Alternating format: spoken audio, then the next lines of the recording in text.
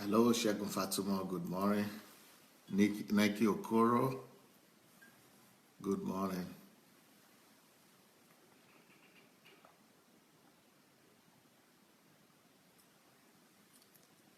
Pearl David. Bobo. Wow, we are less than 1 minute. It's already over 100 people. 10 seconds. In 10 seconds. Praise Kawanga, Kate Eguere, Vivian Taylor.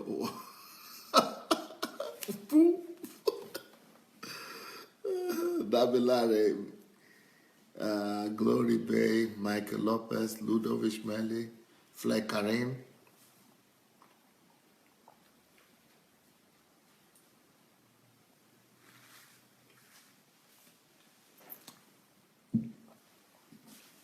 Olukayode Hekundayo, Peter Ayodele, Felix Efe, Ola Martin, Victoria Tower, Adams, Jesus Love, Jesus Child Love, Thor David, Bola Luro. Welcome everyone. Joseph Oshagi, Lemmy Benga, Purity Life, Pastor Sufficient,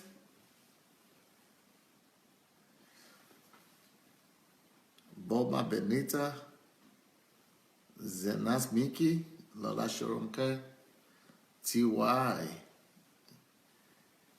Anu Ojo, William Shandaba, Oluwami Winner, Tina Ante, Gift Odoko, Izeko Murphy, Kennedy Festus, Olayinka Abraham Olusheyi, Ugbegoro Sam, Adeola Diso, Paul Awodele, Paul Eric, Eyob Tekle, Sam Jr.,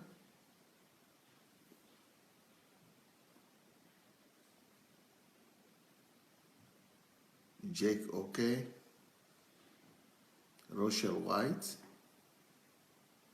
Miranda Uguafu, Regina Tinuade, Peter Sowolabi, Patience Oyewole, Obina Ofushuku, Obi Ojimado, Bobby Girald, Princess Gildov, Olani Dada, Ayo Adebayo. Well, I've welcomed enough of you, and now let's start our program today. I would like to ask you to go share the link. You know, this message today. You know, I would like to encourage you to go invite anybody that it could be a blessing to. I'm going to be talking about disability this morning. You know, this week we are talking about problems. So one of the problems that is really very real in our world is the problem of disability. People who have children with Downing syndrome or autism or just any kind of disability, or people who themselves are disabled, or people who are barren, who don't have children, or who have sick children, or disabled children. If you know anybody like that, you know what? Let me tell you this. Please, go call them. Even if they are sleeping right now, go wake them up. Go wake somebody up. You know, you need to go wake somebody up. I tell you that now, because once we get going, you will not like it that you didn't wake someone up, that you didn't call somebody to come and join this program. So, you know, let's share the link already. Let's go ahead and share the link. Look for your share button over there and write something. Write something for people who might be seeing your timeline and the program. So write something there As you share it, write something so that encourage people to know what to expect. Many people might not know what to expect, but if you've been here before, if you've listened to Pastor Sunday before, you know what to write. So just encourage them to write what you be receiving on this platform. By the way, there was an appeal that I gave to people to go ahead and do video invitations, or article or some testimonies. That if this platform has been a blessing to you, that it's good to go do a video invitation, or if you have any idea that you might have that we could use to help promote this platform, that we would like to encourage you to do that. And I want to say thank you to Adiola Disu.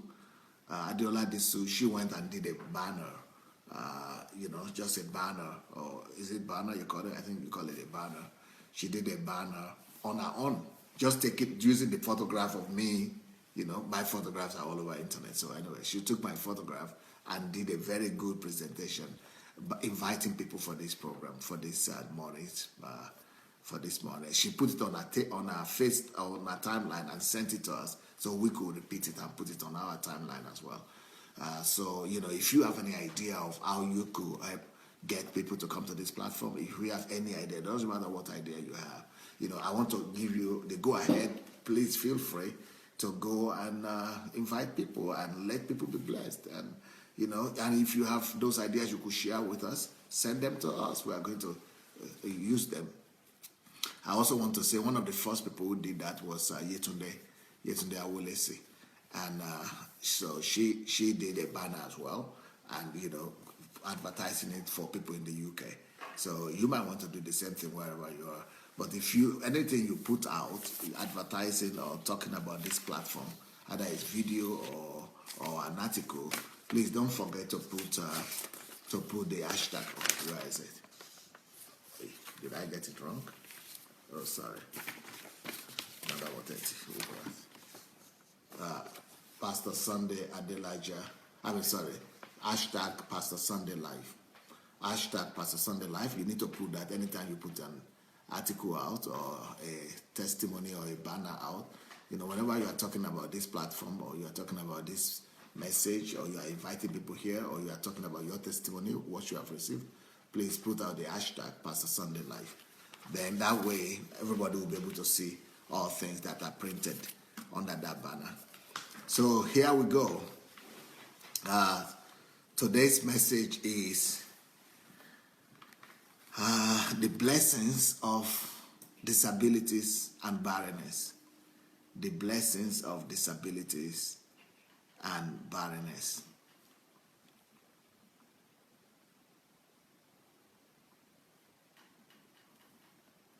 The blessings of disability and barrenness. The blessings of disability and barrenness. Okay, here we go. The blessings of disability and barrenness. First of all, I want to say that just if we take only disabilities, different kind of disabilities, right? People who are lame, people who are crippled, people who are having syndrome sicknesses or things like that, or people who are blind or deaf, people who have physical disabilities. Sometimes we think that there are not so many in our society, and we think, they are marginal kind of people, that we think they are marginalized people, and people look down at them. They go through a lot of things, and we think it's a curse actually to be disabled, or to be crippled, or to suffer from one kind of defect or the other. And most people think it's a negative thing. And some people actually have gone to the place of thinking that is God punishing them, or it's God must have something against them, why God allowed that to happen. But if the worst case is some people don't even mind having their own disabilities, but what some people are really concerned about, and what they never think they should have, or what they never would imagine themselves having, is that they don't even want to imagine themselves having a child. People don't want to give birth to a child with disabilities. So it's one thing for you yourself to be disabled, but to give birth to a child that has having disabilities, that's one thing people don't want. Everybody is dreaming of giving birth to healthy children. Everybody is dreaming of giving birth to, to wholesome children. And if they don't have an healthy child, they begin to pray, they do sacrifice, they give offering, they beg God, they go to men of God, they parade, men and women of God, miracle workers, prophets, to kind of change their destiny for them. But you'll be surprised that the disabled people are not as marginalized as you're thinking. We have disabled people all around us, and disabled people are everywhere. Let me tell you the statistics. The statistics says about 10% of people in our world today are disabled, or they have one type of disability or the other. So 10% of the whole population of the world is not small. Just to put it in perspective, we Christians, we who call ourselves Christian, Pentecostal Christians or charismatic Christians, Christians who speak in tongues, Christians who speak in tongues, we are about 700 million people in the world. That's like 10% of the world is born again, tongue-speaking Christians. 10% of the world. That same number, 700 million people, is how many disabled people we have. How many disabled people we have in this world. So at the end of the day, you will see that there are not so few. Can you imagine when we go to churches, we see all these. We go to churches, we see all these thousands of people, and we think we are so many. That is how disabled people also could be gathered, and they will be just as many. So can you imagine, like, you see the crusades of Benny Hinn or Rehan Bunky, and you see millions. That's just the way you could as well see disabled people also. So the same number of people, 700 million people who are disabled, or who are, the same number of people as Pentecostal tongue-speaking believers in the world. So they are not as few as we all want to think. But before I begin to talk about the blessings that people who are disabled have, I want to let you know that the stereotype about disability is terrible. And I would like to start with myself and make a confession that I'm not very proud of. And I think everybody might have had a thought like that one time or the other in their lives. And you ask yourself the same question, and you can challenge yourself, and you can answer this question for yourself. Have you ever, because I think this is just natural, that when you get married and you are about to begin to have children, there are two questions you want to ask yourself. Will it be possible for you to have children? Or will you have a challenge in having children? Because other people, there are people who have challenges in having children. Some people don't have the ability to give birth to children. I think it's natural for everybody to even have that thought. Maybe you don't accept the thought. Maybe you refuse the thought. But I think it's natural to consider it. Okay, what about if we don't have a child? What will happen if it doesn't work out? So that's one fear everybody had, and everybody could have. Maybe not everybody, but most people could have. But I thought about it. But in my own case, let me start with that one. Let me start with barrenness. The thought came to me as well, but in my case, I had to think about it, because even though I never thought that could happen to me, because I was thinking, I was this believer, so zealous, and I was brought up studying and reading the books of Kenneth Hagin. And so I was all in this faith teaching and a lot of things about faith. So I didn't even fear that. I knew that even if anything was going to come up, that I was going to surmount it, that I was going to overcome it, that I was never going to have any problem in that regard. But, like people say, life happens. life happens. And as a result, because we never thought that we were going to have any challenge in that area, we were not planning to have a child for the first 3 years with my wife. So the first 3 years we were doing prevention, so we did not have any child. But the fourth year, when we wanted to check out before we begin to be pregnant, and that was when my wife went for a checkup. And when she went to the doctor for that checkup, the doctors came back and said that she had two major problems. I don't think I will be going into the details of the diagnosis, but there were two major diagnoses that basically will render her, infertile. Or, these diagnoses, they are so bad that no doctor will guarantee that she will ever have a child. But in my case, I felt, even as a man, I felt discouraged a little bit, not so happy, but I was defiant. I was saying, I don't really care. But my own anger was not towards my wife or towards myself or towards anything. It was more towards Satan, towards the devil. So I told myself, I went to God and I did my solitude, 7 days of solitude with God. I resolved the problem with God.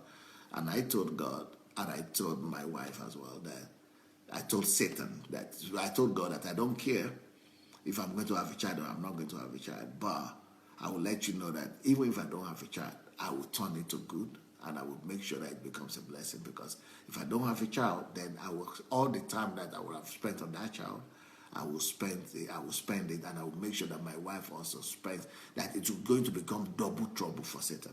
So, and I told Satan the same thing. Satan, if you are going to disturb us, you better let us have children now, because then you could have some, we have some distractions, from. But if we don't have children, that all that time that we are supposed to be spending on children or all that, or at home, it's not just going to be me who's going to double his effort. I'm going to be beating you hard from everywhere. But even my wife I'm going to train her. She's going to become a preacher. She was not planning to become a preacher later. We are going to be whipping you from every angle. Satan, you are going to regret it that we don't allow us to have children. We are going to whip you from every angle. We are going to whip you so bad that you are going to just say, okay, let them have children right now. Let them just have it so that we'll have less problem with them. And that was my own attitude. But when I saw the way my wife was so discouraged, with that diagnosis, and she was so discouraged, she was so broken. I mean, she had always been a happy lady, but here I would be coming from the office and come home in the evening, and I would see that my wife is not smiling, she's not happy, her thoughts are always gone, she's always into herself. I discovered that I have a bigger problem than not having children here. Because before I had a wife, I had a life. Now I don't have life anymore because of the attitude of my response of my wife. So I knew that, this problem of children, we have to resolve it. Otherwise, I will have a wife but no life anymore. I used to have a married life, but now there will be no life. Nobody to talk to because she was always moody. I couldn't see the smile of my wife anymore. And it's because of that smile that I married her in the first place. One of the reasons why I married her. And one of the little joys that we have in the family was not going to be there. No more smile, no more laughter, no more joke, no more just somebody who's very depressed in my own house. So when I saw that, and that kind of gave me an impression of what barren couple go through. And that's why that's why I'm coming to you with this message from the side of understanding, not from the point of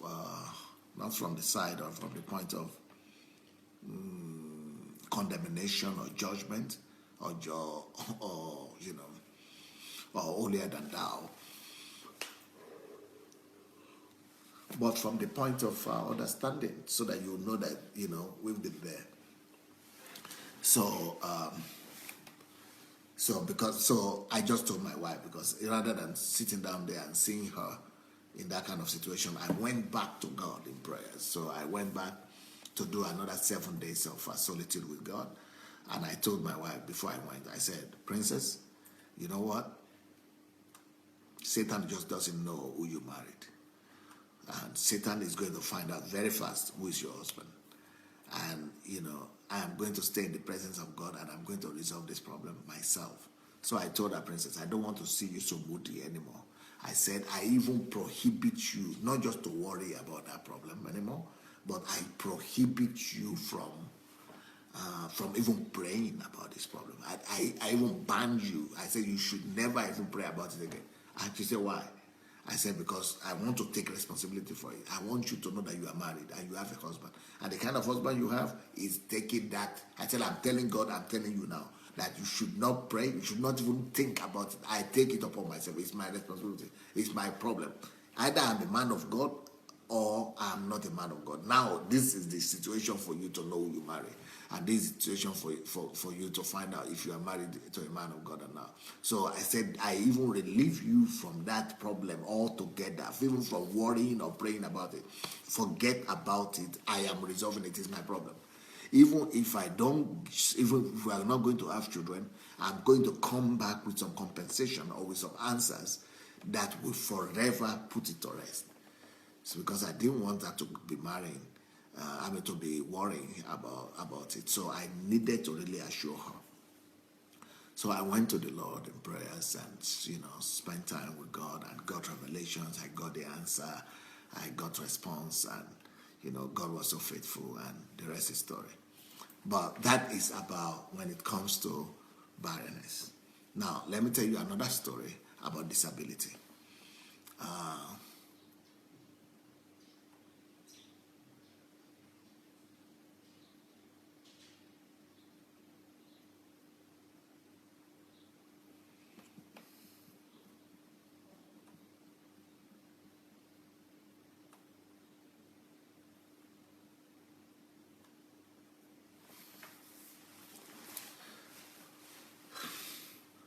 Another question that comes to people's mind when it comes to disability, when they are marrying and when they're about to give birth to children, is that, of course, some people never really think about it. I also never really thought about it seriously, because sometimes we Christians kind of think that we are immune from troubles, or we are immune from tragedies, or we are immune from catastrophes, or from ill fortune incidents or unfortunate incidents. So I think I will agree that many Christians might not actually have considered that they actually could give birth to a disabled child because of the kind of preachings we've been preaching. We've been hearing, that there will never be a barren in your land, that God will supply your food, your bread on day and days, nobody will be sick in your camp, all kind of promises. So we all kind of believe that, it is now, since we are serving God and since we are following the law, that things should never go wrong, and that things like that should never happen to us.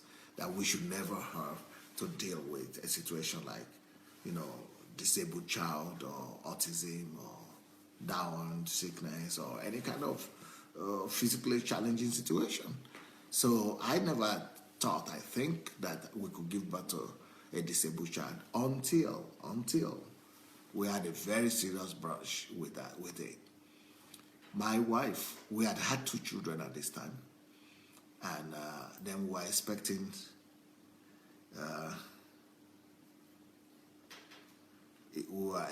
our third child.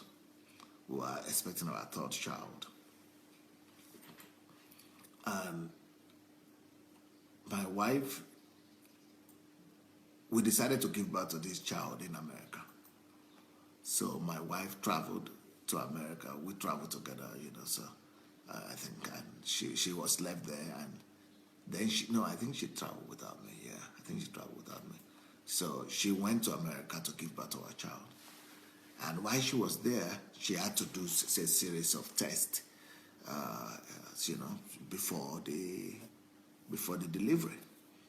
Then that was when the scan started showing that our third child that we were expecting had a cyst a growth, a lump, a cyst in her brain, and that my wife had been advised to stop the pregnancy, even though she was already 7 months.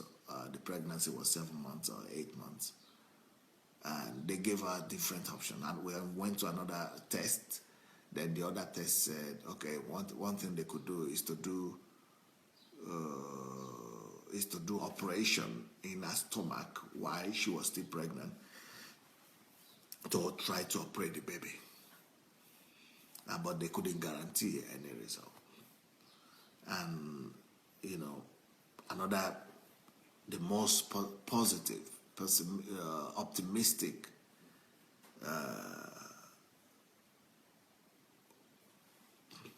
prognosis was that maybe she should give birth, but the very day or the next day after she's been delivered, the child has been delivered, that she had to be operated on.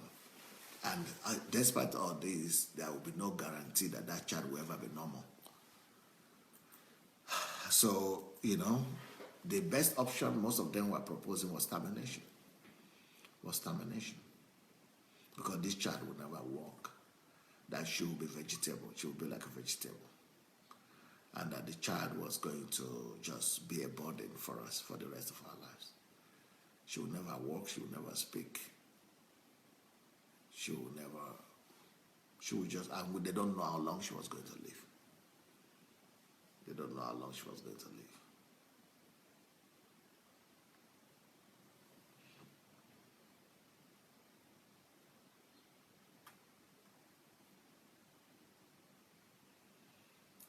So I presume that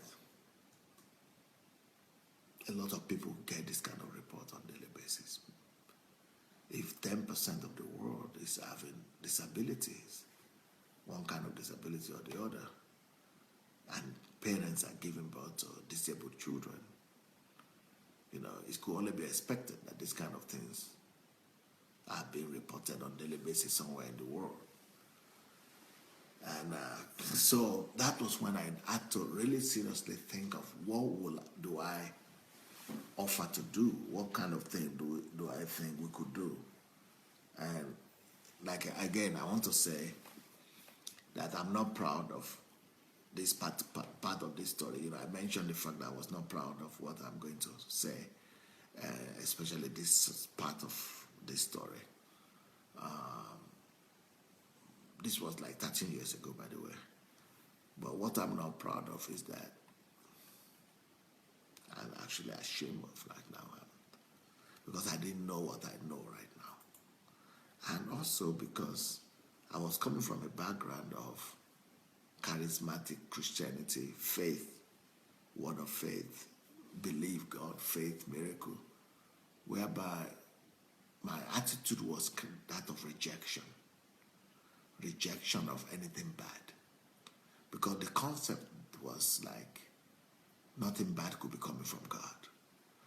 And that if it's bad, it's not God. And that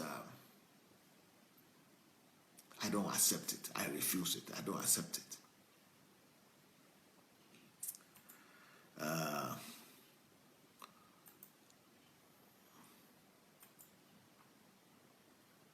So, what I'm really ashamed of now is that one of the options that I put on the table for myself is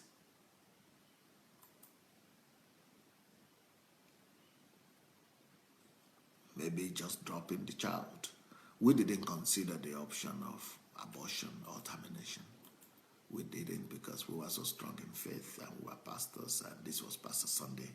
I was already famous already in the world, and so this was Pastor Sunday, and so we're not going to do that. But we were thinking, what about if that child would be incapacitated to that level that I was, a kind of also selfishness, I think, and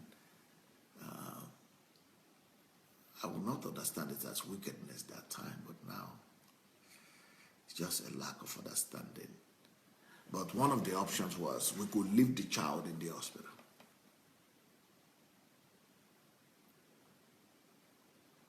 And she will be picked up by... I didn't discuss this with my wife. That's what just things coming out in my mind. But we were given these options. So one of the options is that the child could be left in the hospital and, somebody will take care of it. Or she could be given to the orphanage, or there are some orphanages or homes, children homes for the handicapped children, for the disabled children. So the government will be taking care of them. And because we are thinking, and that's why I said this is so shameful what I'm about to say. And the fact is that we were thinking that since we were ministers, I was a pastor and she was a pastor, we were ministering to people, and that if we take on, growing such a child by ourselves, that it was going to distract us it was going to be a big distraction from ministry, from ministering to people, from helping people. So we are looking at it as a satanic plan to distract us from serving God. But it's a shame, really, to have thought like that. It's a shame. It's a shame. It's a shame. And I'm very sorry for that. I'm really very sorry. I repent and I apologize before God and before men. And very, very ashamed and but I only considered it, but I didn't accept it. I didn't even tell my wife about it because I didn't want to. I was this man, so I wanted to give her covering. I didn't want her to consider that, even though I was rolling it in my head. And so I was being strong for her. And I was telling her, no, we are going to stand. This child is going to be normal. This child is going to be okay. So even when she was considering, should we do termination, or should we do this, or should we do that, I had to tell her that no, we are not going to do any of the things that the doctor is talking about. We are going to, give birth to this child, and I guarantee you that this child is going to be healthy. So again, I went to the Lord in prayers, and we had a session of prayer. Myself, my wife were agreeing, and I believe I settled it with God. So I flew out from here to meet her, and so I began to pray. I was there at the birth of the child, and prophesied and prayed and all that. Anyway, to cut a long story short, they saw a few hours before she was born, they still saw the cyst and the growth and the lump in the brain. But, God was so good that, a miracle happened, and that child is doing well right now. But what am I saying? So many thoughts could come into the mind of people who are having a challenge with disability of their loved ones, or their children, of their babies, and or even struggling with barrenness. So what I'm saying is that, a lot of things could be coming to the mind of people. And don't be in a hurry to judge people, unless, especially if you have not been to where they've been, if you've not been through what they've been through, if you have not been tested the way they've been tested. You don't know what could happen to you if you happen to go through that same situation. You don't know what could happen to you. You don't know what could happen to you. So, yeah. So I'm just trying to say that, I'm coming from a place of understanding, and I'm starting with my own story, so that when I'll be making the points why I believe each of those situations that I'm going to be talking about today is a blessing, so that you will know that this is not just the ranting of a preacher that doesn't understand. Okay, so it will not seem as if you are talking like that because you don't know. We've had a brush with some of these things, and God has come out for us. But it doesn't have to end that way. Both situations don't have to end the way my own ended, the way our own situation ended. It could be the opposite. It could have been the opposite. It could have been the opposite. So it could have been the opposite. So, and now I admit it. And yeah. So now going back to the message proper. So why do I think that disability is a blessing? And it's even more a blessing than for you to give birth to a healthy child. Now, this I'm going to be referring mainly to what I think is the most painful situation when you give birth to a disabled child, all right? But this message is actually about disability in general. Either it's you that is disabled, or it's your child, or your relative, or somebody you love, or either it is you who is barren. So this disability, I'm going to be using disability in the general form, all right? Disabled and disability. So I'm talking about barrenness at the same time. I'm talking about you who are disabled. I'm talking about your child who is disabled. I'm just addressing the situation, even though I'm going to be using just the primary situation or example of a child that is born disabled. That's what I'm going to be laying emphasis on, but really it's referring, all these points will apply to all kinds of disability situation. So why do I think that to give birth to a disabled child is a blessing? And disability or barrenness is a blessing. Number one.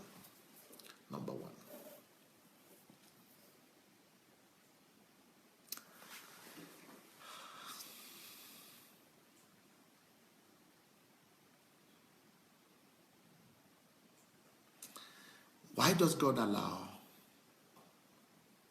disabilities such that 10% of the whole world is now struggling with one form of disability or the other?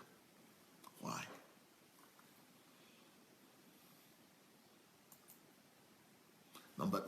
That's this one question. Why is it that God is so wicked in terms or in the words of some people that God will even allow people to be disabled, or my child to be disabled? Or why is it that God will allow this to happen to me when it has not happened to other people? Why is it that other people can have children and I cannot have children? Why is it that other people can give birth and I cannot give birth? Why is it that other people can marry and I cannot marry? Why is it that other people have healthy, wholesome children and I can't? It's not fair. And that's the kind of struggles and tests that we all have to face. And we have to, face one of all this kind of situation. So number one reason why I think that really it's not as you are thinking. And what you think is a curse could actually be a blessing. And when I just don't think it could be a blessing, but it is really a blessing, and I want to prove that to you today, is that number one, through any form of disability that you have, either it's barrenness or disability, yours or your child's disability, God is trying to teach us, not just you, not just your family, us all together.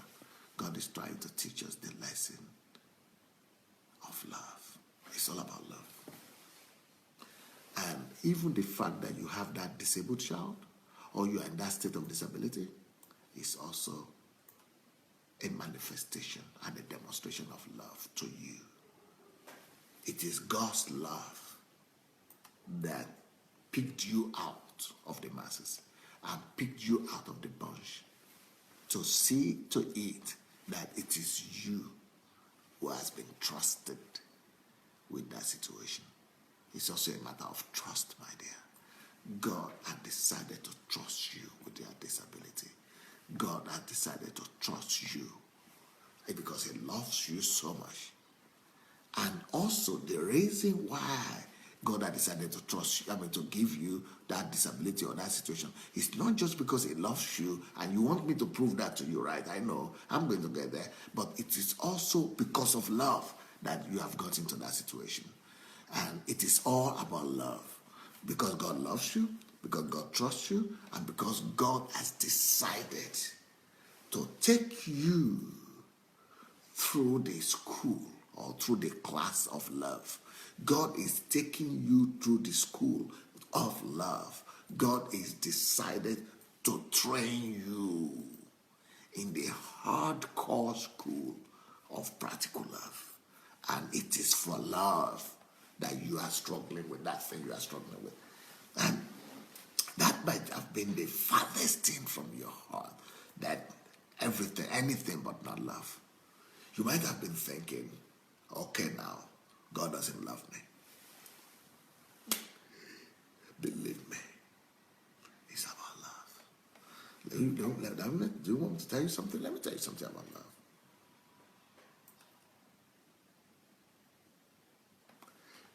Do you know that the truth is that we all don't really know how to love? We don't know love. We don't really know what love means, really, at the end of the day. We all really do not understand love. We are so strange to love. We are so far from love. And when God decides to teach us love, when God decides to lecture us about love, He handpicks some individuals whom He could trust with that lesson of love. And so allows you to go through some situation or get to a circumstances or situation whereby you are able to understand love or to perceive love or to comprehend love to the level that others were not privileged to comprehend. Now, let me take the example that I'm talking about. When you give birth to a child that is disabled. Now, I'm talking in the case you accept that child. Because some people, they don't recognize the love of God. Because we think that love has to come under our own terms. That if it is love, it has to come the way I want it. If it is love, it has to come in a way that is pleasurable to me. But God could decide to love you and demonstrate love to you, not in a way that will be pleasurable as you are taught, but maybe the opposite, in a way that will be rather painful to you, to your flesh, but that is still love. So love is not always pleasure. Love could be represented in pain as well. But that doesn't change the fact that it is still love. And one of the ways that love is demonstrated in this sense of pain is when you give birth to a child that is disabled.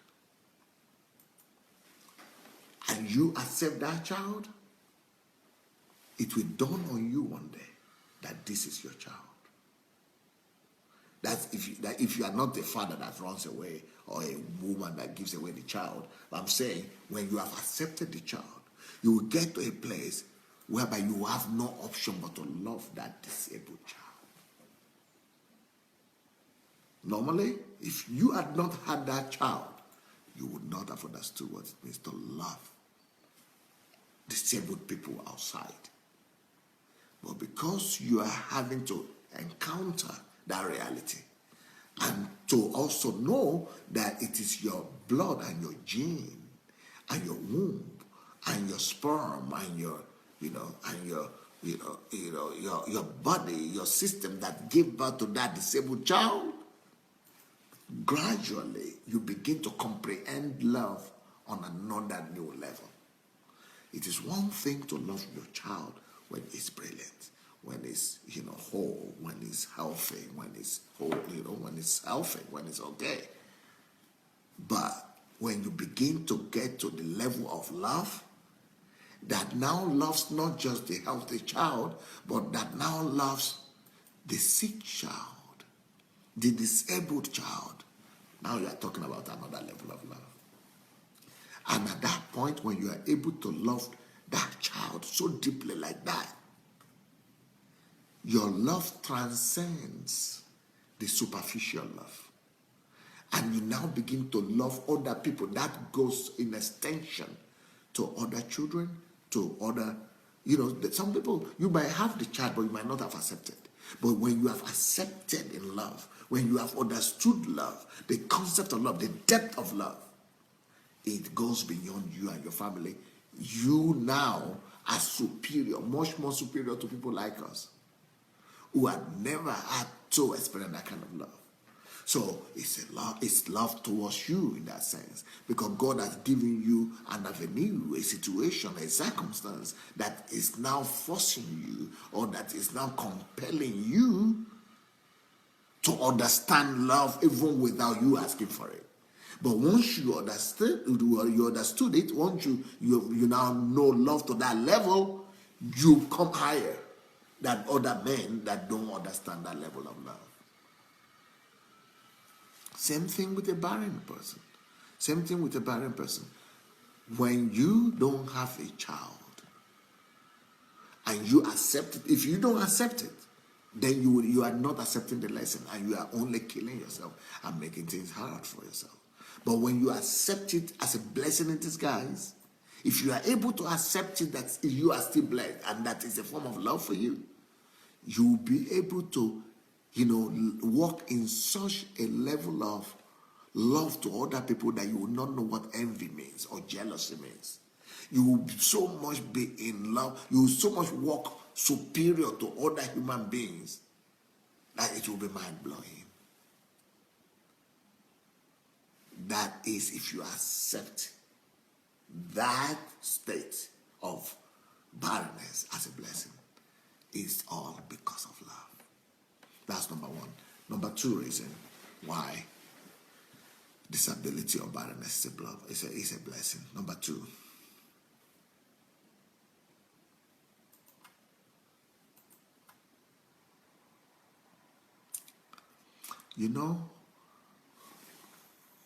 we are all so selfish that we all complain, especially couples. Let's talk about families now. In every family, people fight, have disputes, have conflict, have quarrels about little things that don't really matter, really. People fight over little disagreements,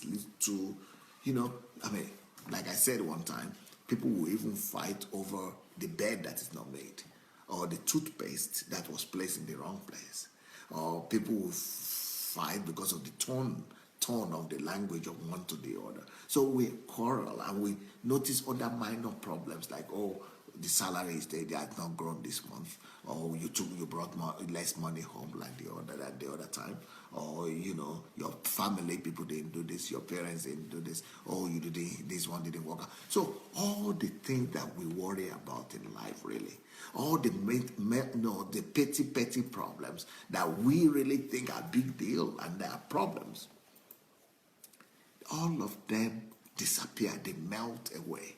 They just become so insignificant when you are faced with such a challenge as disability.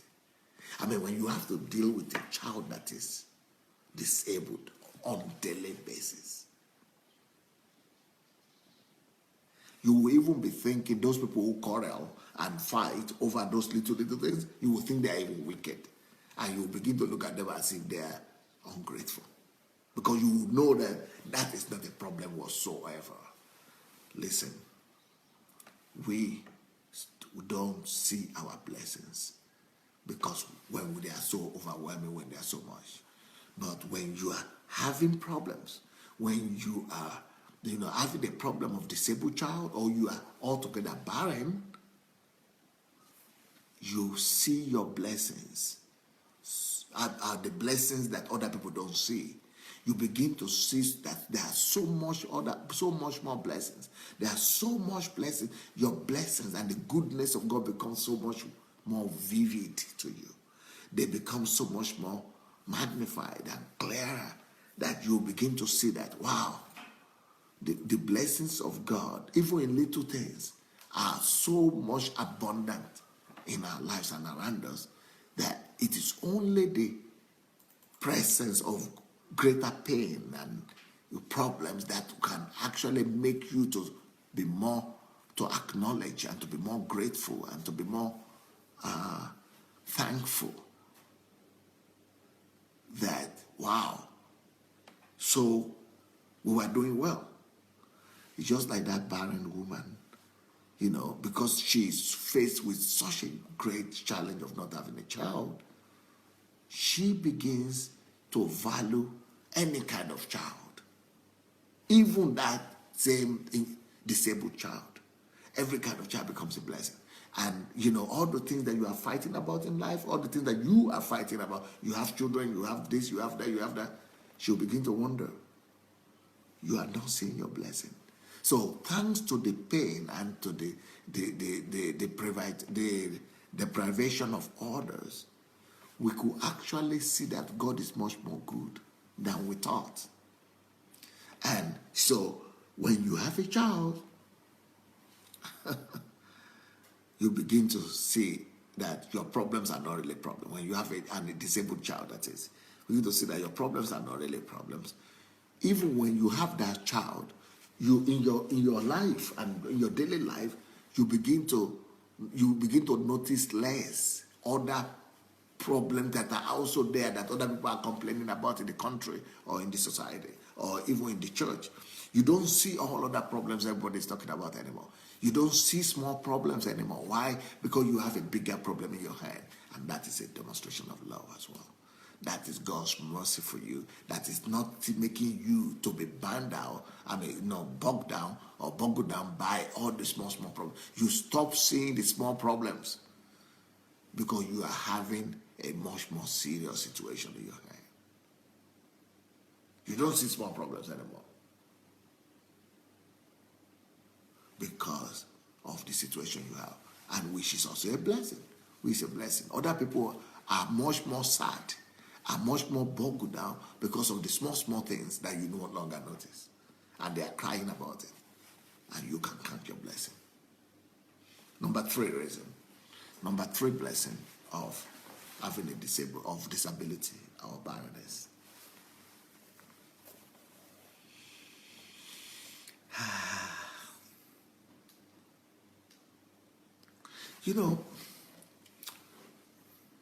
So many people, even those who are barren and those who have disabled children, do you know that so many people, including adults and family people, we look down on orphans. We look down on children, homeless children. We look down on children that are being given out for adoption. We look down on these children that are given birth by prostitutes, or that were rejected, or that are in children homes, or that are in orphanages, or that are being given out. Not so many people, even Christians, are ready to adopt a child. We look at those children and say, I don't know the blood or the gene of the father, I don't know the gene, or who knows the gene or the blood of the mother, or who knows what problem they had, who knows what generational curses they have. They have too many problems. I even know people who themselves are barren, who themselves don't have children, but they will still refuse to see the glory and the blessing of God in any child. So, when God really loves you and wants to give you a new level of deliverance, when God really loves you and He wants to demonstrate that love to you, He allows you to go through a situation of barrenness or disability, so that unlike others, you will come to a place whereby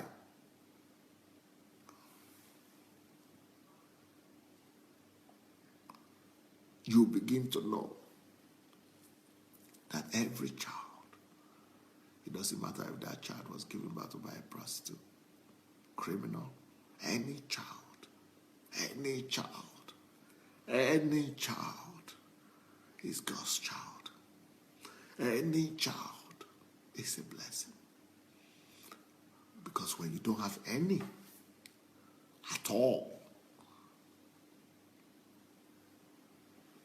God is trying to teach us a lesson. But more importantly, God is trying to expose to us our selfishness, our egocentrism. We are so bad. We are much more worse than we think we are. Now, do you know what? I don't like to pray for barren people.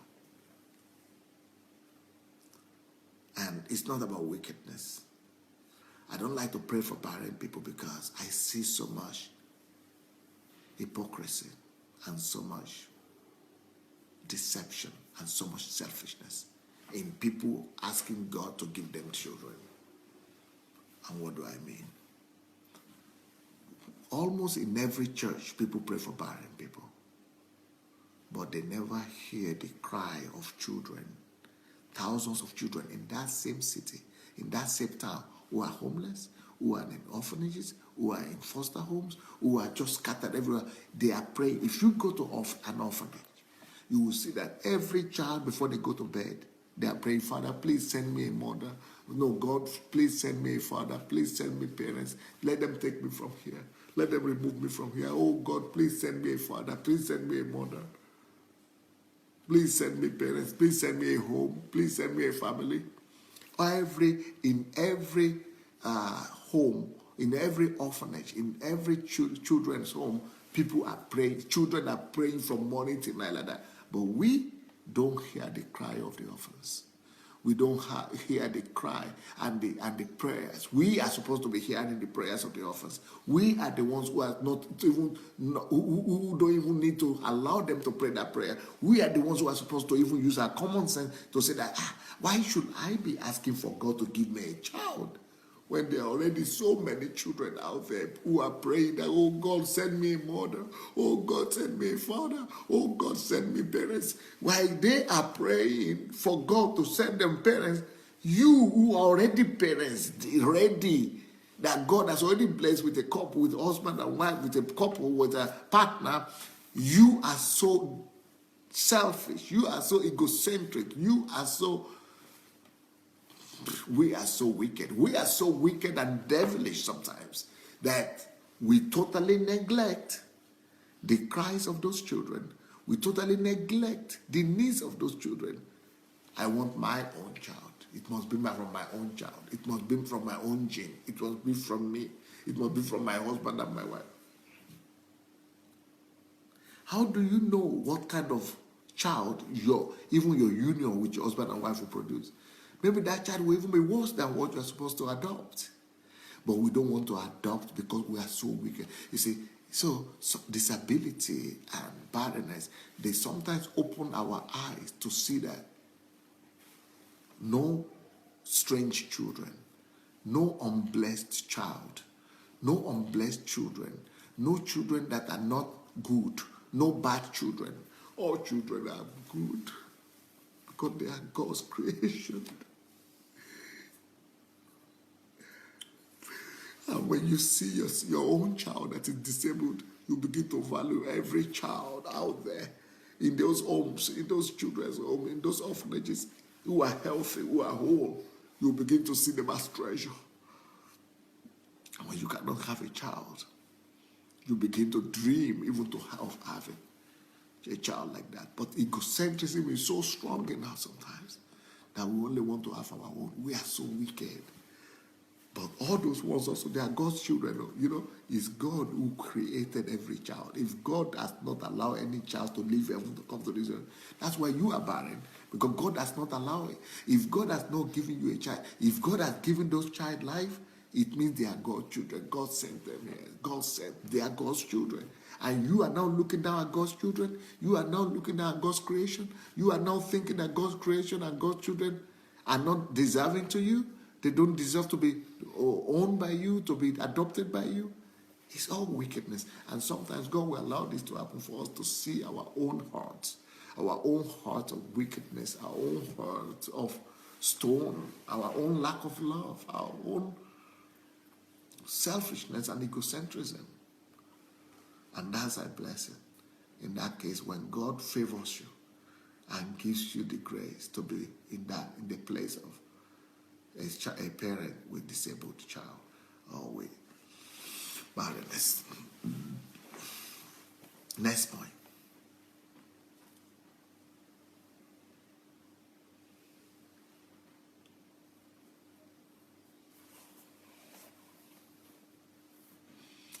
You know, the next point why disability or barrenness is a blessing is that, tell you the truth, for most people, giving birth to a child is like just another excitement, another delight, pleasure. It's just to add to your joy. It's just to add to your happiness. Just another possession, another blessing, and just adding to making you feel good. It's just like you get a car that makes you feel good. You get a home that makes you feel good. So the child is like the highest of that rating. I mean, everybody's having a child. I must have a child. So it's just about you at the end of the day. Most of the time, everybody that is trying to have a child is to increase your bragging rights. It's about your bragging rights. It's about your pride. It's about your ego. It's about your own goodness.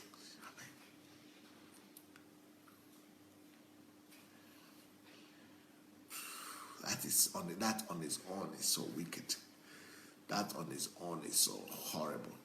And that's why some of those children will grow up and say, why did you even give birth to me in the first place? No child will like that his parents or our parents gave birth to her just to have a bragging right. No child will be happy to hear that.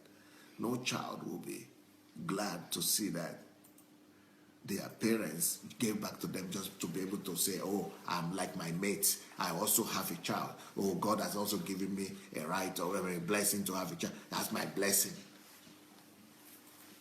Every child would like to think of himself as somebody that was brought to this world to have his own life, to have his own blessing, to have his own opportunity to come to this life and be able to prove his own point. But when you are treating them like your own property, something that you did, it angers the children eventually. But when you are having a disabled child or you are barren, you discover that to give birth to a child, especially when the child is disabled, you will begin to discover that, wow, so having a child is actually a responsibility, it's a trust. It's not just about pleasure. It's a hard work. Most people don't realize that to have a child is a hard work. To have a child is a responsibility. That is why we just give birth immediately we get married. You know, one time I was talking in one of my programs that it is foolishness to give birth the first year you got married. That is crazy. Who does that? You should that young couples that in my church I train people that you should never consider giving birth in the first year of your marriage. Never consider doing that. Who does that? Why should you do that? Because we want to have a bragging right that my wife she's capable of giving birth. She's fertile. She's we have given birth. We are pregnant. 2 months after pregnancy, we're already pregnant. We're already this.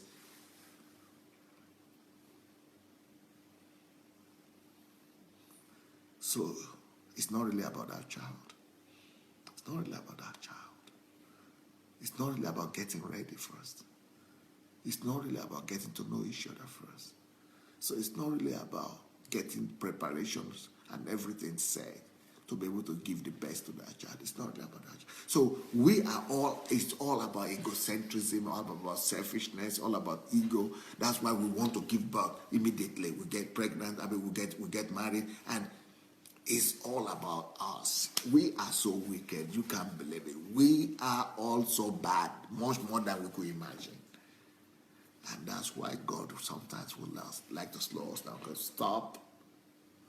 And the blessing, when God blesses you with a child that is disabled, when God blesses you with a child that is incapacitated, that is sick or something like that, or with barrenness, is to be able to see the other side of the coin, to be able to see life in another light, to be able to see that, wow, if I had known that this child will take so much out of me, or it's so much work and labor that will go into a child, maybe I wouldn't have even heard it in the first place. Or maybe I would have got better prepared. And that is what we never really consider. We don't even get time to talk about it. We just think it's just normal. I just got pregnant, just I'm doing that. But it is when you have a child that is disabled, that's when you begin to say, wow, okay. And we should be learning from those people that a child is hard work, even if it's not disabled. And your child doesn't have to be disabled for you to understand that. Don't wait for you to have a disabled child for you to know that you need to get ready. You need to get yourself equipped. As a matter of fact, let me tell you what I've discovered. What I've discovered is that 50% of people in the world who are in marriages, who get married, that they are never supposed to marry. 50% of men are never supposed to go into the area of marriage forever. And 50% of women are never supposed even to consider marriage at all. But we are all doing it because of the pressure from the society. We are all doing it because of our own egocentrism, because we want to have sex with somebody, we want to sleep. But the consequence and the life of sometimes those are the last things we ever think about.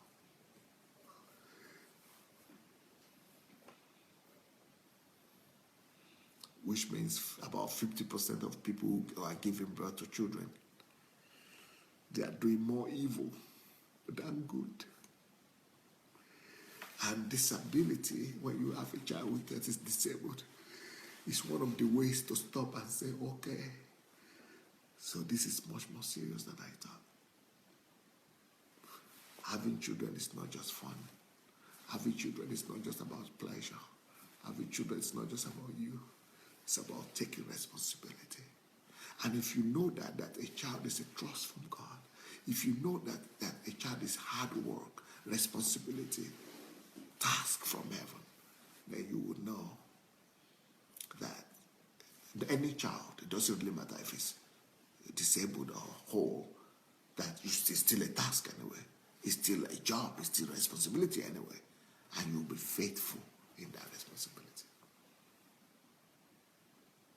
But when you're thinking in terms of pleasure only,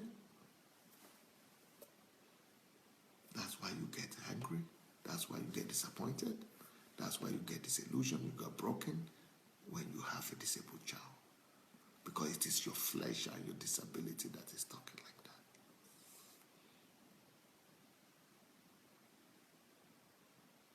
It's about you, really. It's not about the child. And it's not even about God and His calling and His purpose and His trust. Unfortunately, I'm not seeing your notes. I'm not seeing your notes. Number 5, reason.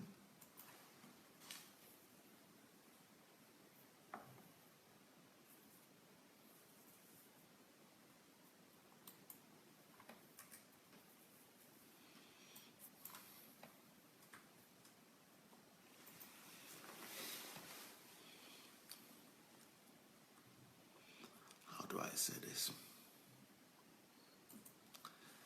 You know,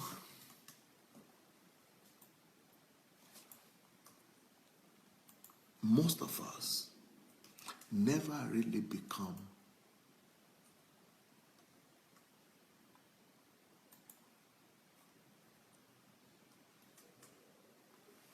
what do you call this word? Most of us never really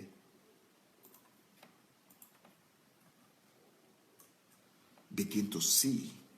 Our eyes never really get opened. Most of us, our eyes never really get opened. We don't begin to see.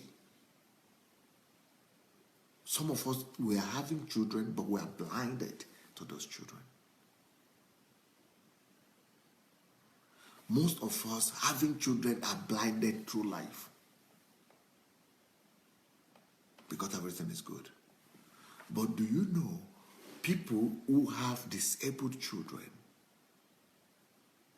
it is only after they've got that disabled child or when they are barren that their eyes open, that they begin to see. What do I mean? A mother or a father of a disabled child, if after some time when they have accepted that child, after some time they begin to notice that there are some other values and qualities in the child that were not immediately visible. You know, when you are having a child that cannot talk or cannot hear or cannot speak or is having Down syndrome or is having, some defect or the other, at first you only begin to see the negative things and the disability and the pain. But once you embrace and you begin to really love that child and look into that child, you begin to be sighted. Your eyes begin to open into some great depth of blessings. Your eyes begin to see some depth of, you begin to hear things from that child that you never knew was there. You begin to see some treasures and some blessings and some values and some little blessings that will become with time so huge and so great. Then you begin to know that the blessing of a child is not in the fact that they are walking. The blessing of a child is not in the fact that they are seeing. The blessing of a child is not because they are having eyes or they are doing what other people are doing.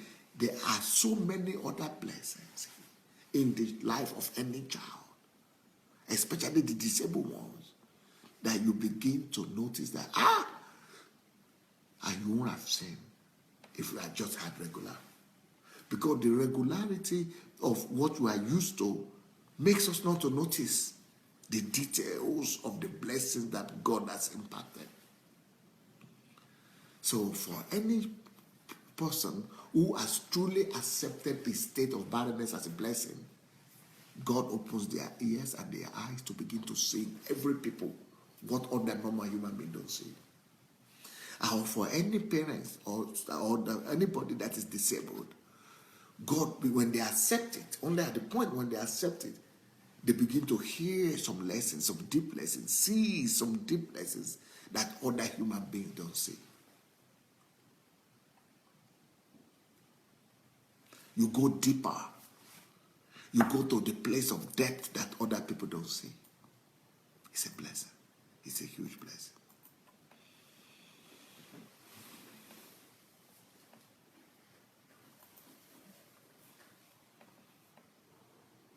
What time is it, by the way? I wanted to give you 12 points. I'm not even saying I've only given you 5 out of 12. Let me give you one more, I think. I don't know how many more I could still give before you go.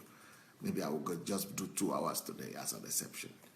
Let me see what they're saying. Let me try to put this off and see what can I do to make it work. What can I do to make these comments come? I want to see what they're writing. Let me try to put it off and see if that will work. It's not working, man.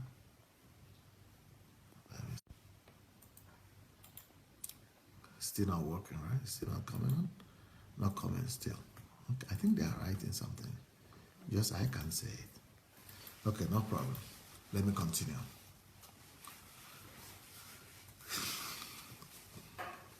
Number six point.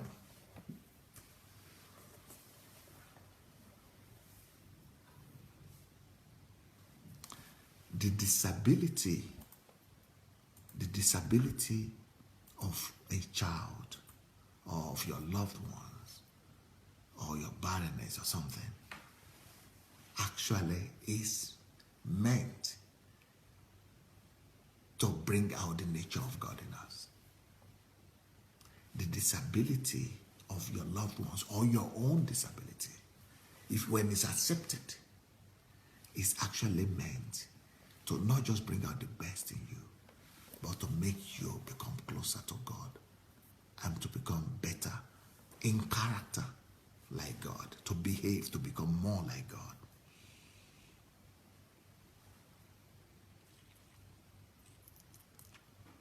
Do you know why? Because the Bible says, even Jesus himself said that there is no better love than when a man gives his life for another. And when you are having a disabled child, that's the only thing you do, especially when you are the mother. When you are having a disabled child, I mean, you have to give yourself to that child from morning to night and almost all your life. There is no greater love. You begin to know love thanks to disability. You begin to understand love, the heart of the Father. You begin to know God's heart. You begin to be more like God. You deny yourself more. You reduce your egocentrism more. Your selfishness reduces. And your heart comes closer to becoming like the heart of the Father. The heart of love. The heart of service. The heart of sacrifice. The heart of giving yourself.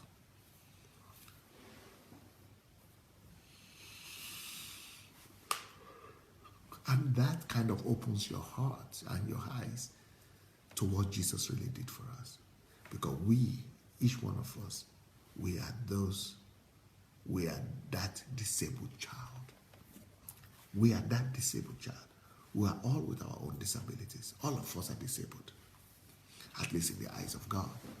And we saw how God, who is whole, who is perfect, who is without any defect, gave his life and himself totally to us, the disabled, morally disabled, spiritually disabled. We are all disabled.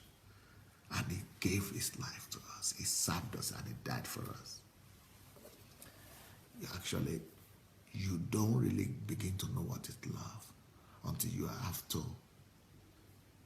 live for another person. When you have to live for a disabled person that cannot help himself, that cannot go to the toilet, that cannot go to the restroom, and you have to just do this and wash after them and look after them and serve them.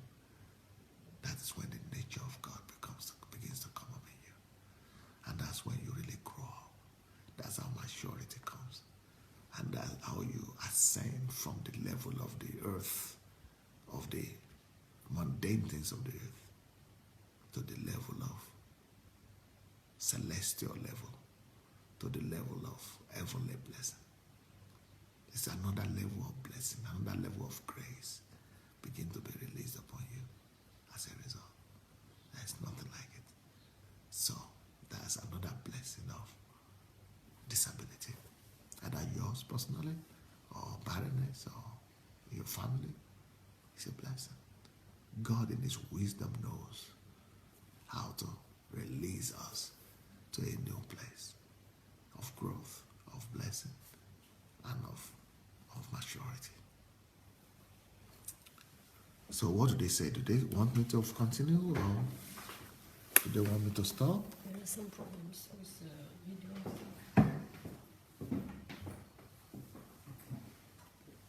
They're writing it's stopping in one spot. Maybe this is the reason.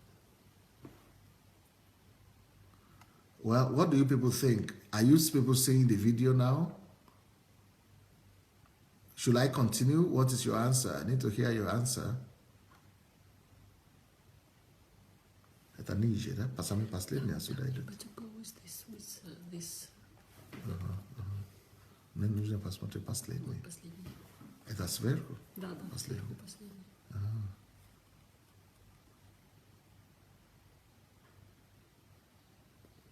Оно не обновляется почему-то. Новые не приходят, да?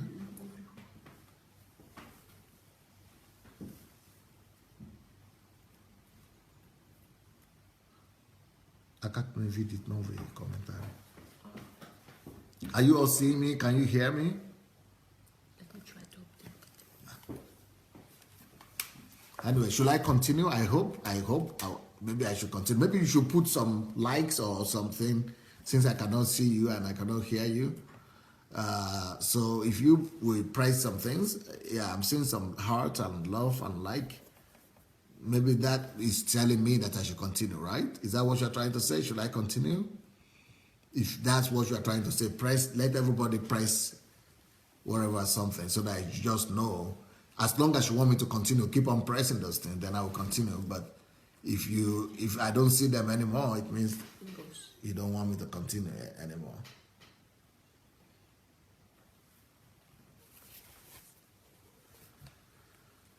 Okay.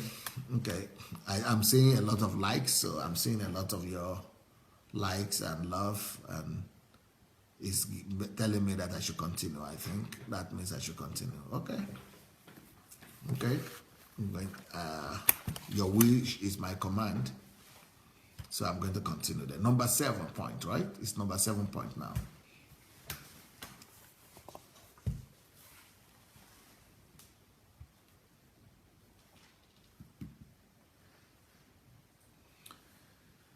You know, the next point I want to make is that when you are,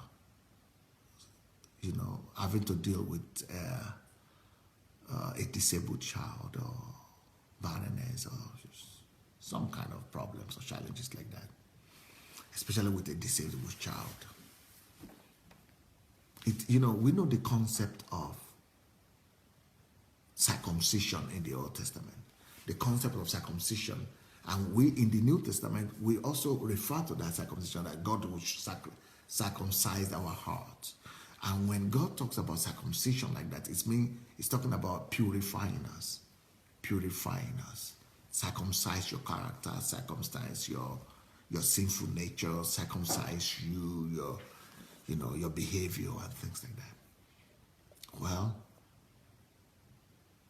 one of the greatest ways and one of the fastest and most effective ways for you to truly change to God's image, to gain what we call the fruits of the Spirit, and to be truly circumcised, is when you have to deal with a child that is disabled, or when you have to deal with a situation of barrenness or things like that.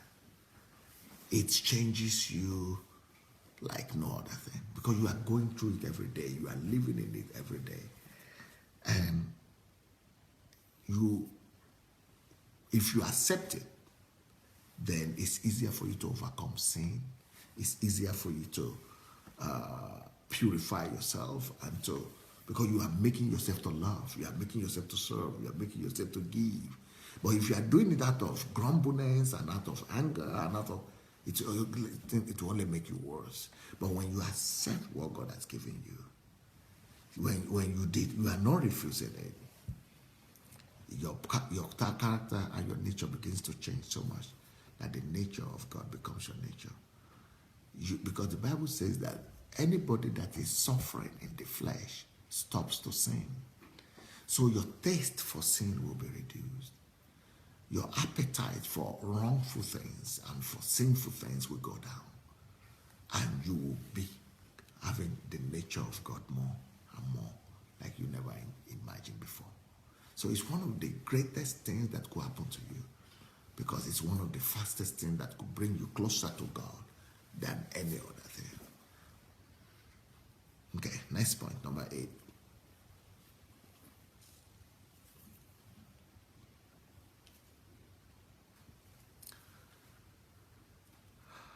Another thing is, when you are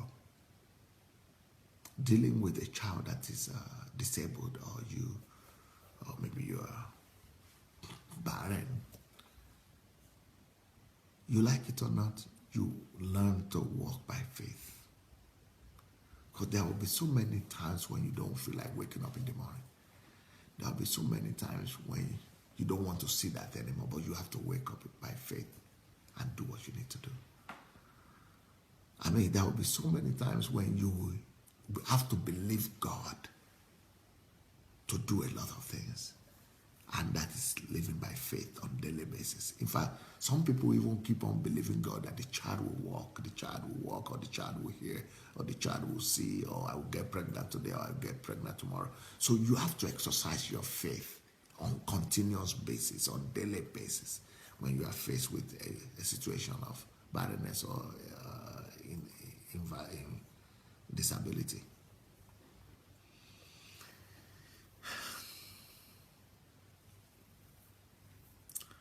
Because faith is the ability to see the invisible. So the thing that you have not seen yet, you are believing in your mind that, oh, maybe I'll wake up in the morning one day, this child will walk. Or I wake up in the morning today, I will get pregnant. You keep on believing, you are pushing, you are being pushed to a place whereby you live by faith. When you don't feel like, you do a lot of things that you don't feel like doing. But you still do it anyway because of faith. So you begin to walk and trust God by faith to do a lot of the things that you wouldn't have done normally, or that people would have done. You even survive by faith and live by faith. And you should not trivialize that faith. You should now use that faith, turn it around, and don't just keep it in your own family. Don't just keep it for your own child. Turn around and use that faith to be a blessing to the rest of the world. Just like TY is doing with her video, and by the way, Elizabeth Ali also is doing something similar. Elizabeth Ali is doing a video. Turn every one of your pain to your treasure. Turn every one of your pain to your blessing. Elizabeth Ali, she's just brilliant. I mean, I'm so happy with what is happening right now on our platform. Before, you people were only listening to the testimonies from Ukraine and the stories from here. And I'm sure at first you were thinking, where are these people coming from? Are they coming from another world? Or that, will you ever get there? You see, 6 months. You're just listening to Pastor Sunday for 6 months. And you're already seeing so much results. I also want to thank my friend, Shinwe. I saw a video last night. And she has also done a video inviting people to this platform. I've not seen all the videos, but I've seen for Shinwe. And brilliant, like I told her, your beautiful self. She's always having what somebody calls, is it swagger? I think she's Princess Swagger. We were very well done. I think it's almost time for all of us need to. Some of you would maybe you are good with video. You'll be able to do video of your own experiences, of your own past, of your own anything that Satan has tried to use to suppress you, anything that Satan has tried to use to oppress you, to suppress you, to punish you, to torture you, that Satan had meant for evil regarding you. It's about time to begin to turn them for good. I mean, if you're having a child that is disabled or young, why don't you begin to do a presentation or a class, a club, a teaching, a training, a life coaching programs, a seminar, trainings, or even writing books or, master classes. Why? A lot, turn these things on the devil. Turn these things on the devil. And begin to use all the lessons that God is teaching you. Begin to use it to bless your world. You must begin to, see all these things as blessings. And don't just keep them to yourself. Don't just keep, every one of your experiences, they are a blessing. Don't keep them to yourself. Begin to share them with the world. Number 9, I suppose. I think it's number 9 now.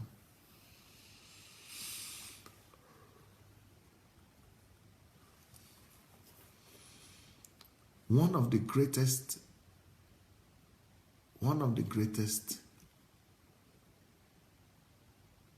blessings of challenges like the disability and barrenness is the fact that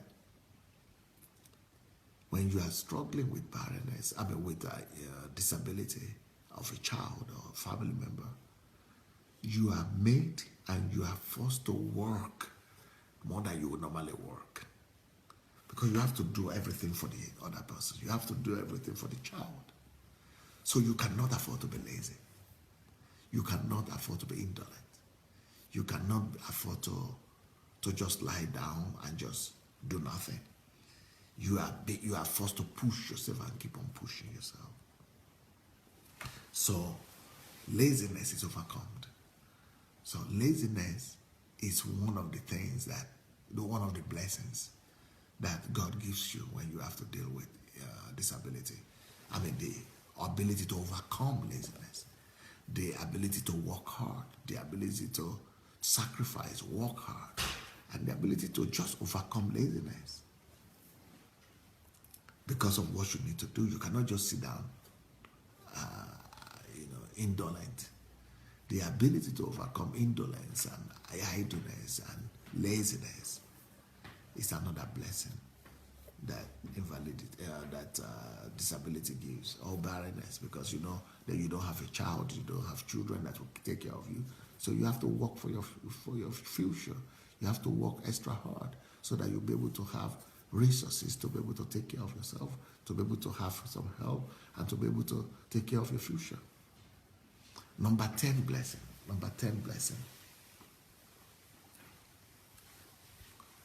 is when you are having to deal with the situation of disability. By the way, even though I'm not seeing your comments, but I would like you to keep on writing your comments because I will read them later. They are not appearing now, but once the program is finished, they will all appear anyway. So I would like you to keep on writing your comments. Please go ahead and write your comments. When you are having to deal with a situation when you have a disabled person in your home or in your house, and things like that, a challenge like this or any other challenge, and you don't have help and you have limited help, and another thing that thing teaches you, or where it really changes you, is that it helps you to be more organized. Because this child has to eat at this particular time, or this child has to work at this particular, I have to clean him, or I have to work after him, I have to take him there, I have to take him there. You are forced to be organized. You are forced to be more organized, to plan your life, to plan, your events, that you put your life in order. You have more order. You have more order in your mind. You have more order in your brain. You have more planning. You have more. You hold yourself in your hands. That's what I'm about to say. You hold yourself in your hands. You cannot afford to just let yourself go or lose yourself. You have to hold yourself in your hand. You cannot afford to just keep on crying. When your child has been sick for the last 15, 20 years, you cannot keep on just crying anymore. You have to hold yourself in your hand and do what you need to do. Instead of you waiting for somebody to tell you. Nobody will have to tell you what to do. Because you need to clean the child, or you need to clean the baby. If you don't clean, the place is messed up. You are just, you cannot just be laid back anymore. You are more organized, you are more planned, you are more self-organized, self-disciplined, more responsible, in the sense of that you have to, nobody have to tell you what you need to do. You need to do what you need to do. And that is the attitude of a winner.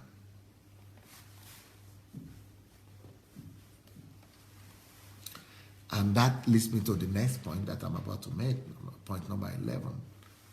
When you are really struggling with disability, real disability, and it's been going on for years, you stop pitying yourself.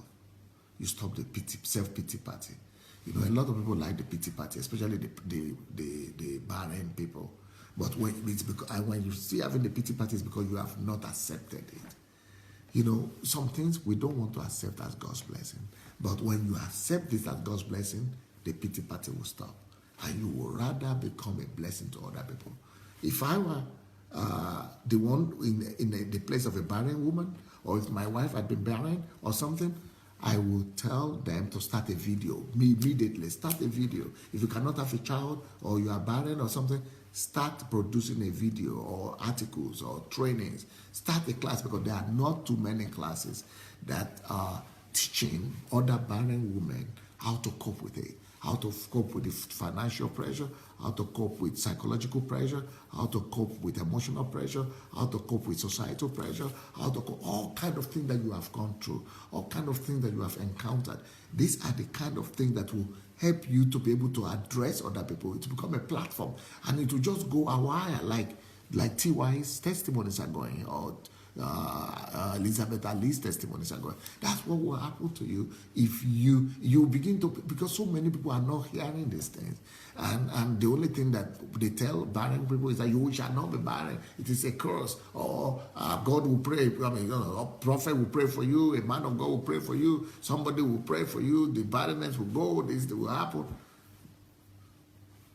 Let's approach it differently. Let's begin to help them now. Even if God is going to answer their prayers later on, or they are going to be having children later on. Before that happens, they've got to survive now. And I've not seen too many people addressing it this way and really mentoring them and really taking them on and really helping people through on a daily basis like this. And there is a need for it. And that could become your money. Like I said, wherever there is problem, there is money. And it's not for money's sake, but at least to be able to minister to people and to be able to, help somebody and give life to someone. And the next point, which is my last point for today, is point number 12. When you are barren, or when you're a parent of a disabled child, there are so much other blessings there that I could mention, but I'll just mention this last one. Really, that disability or that barrenness could be the greatest blessing that has happened to you. You know how? Because God might be protecting that child from wrong influences. That if not for that disability, he might end up getting the wrong hands, or getting on in the wrong clubs, or in the wrong society, because bad companies will corrupt good manners sooner or later. Or even if you are barren, that might have been the greatest thing that has happened to you, because maybe if you had given to that child, it would have done so much evil that, there are some children that end up killing their parents, not physically but emotionally. And for some parents actually die because of the problems they encounter as a result of a child. You don't know, what good is hidden behind your barrenness. You don't know what good is hidden behind your sick child. You don't know how much goodness of God, how much love of God, and how much expression of God's love and care that is involved, why you don't have that child, or why your child is disabled. But as the case may be, if you will learn to thank God, if you will learn to rejoice, if you will learn to just thank God for everything, that's why the Bible says, in all things give thanks. And that's why the Bible says that we should, accept that which is good. We should think on that which is good. Think on these things as positive. God knows better. God knows better. It's your Lord. You are not the Lord. It's your master. He's the one in charge. Why should you blame God? Why don't you just rejoice and be thankful? Why don't you just trust him? Why don't you just believe him and trust him that he knows what he's doing? He's in control. And everything is good. Unfortunately, because I cannot see your comments, I just like to say that's my last point. But tomorrow I will be talking about the blessings of pain as well. The blessings of pain. And that pain is not really as bad as we're thinking. And, I really hope that those of you who have listened to this message today will go ahead and turn it to a massive blessing for yourself and for others. Thank you for your time. I will see you tonight with another testimony from our church here, and tomorrow morning with this teaching on pain, and then in the evening with another testimony again. And today also at 8 p.m. our time, that is 7 p.m. European time and 6 p.m. British time, we have our Nigerian time, we have our Ask Pastor Sunday program. So if you have any questions, please go ahead and call in to Ask program, and I'll be able to answer your questions. And that is 1 o'clock, 1 p.m. in the US. So see you tonight. And then after that, immediately after that, we'll have the evening program at 7 o'clock British time, 7 o'clock Nigerian time, 8 o'clock European time, and 2 p.m. American time. Okay. Have a wonderful evening. Have a wonderful day, really. Have a wonderful day. God bless. See you tonight.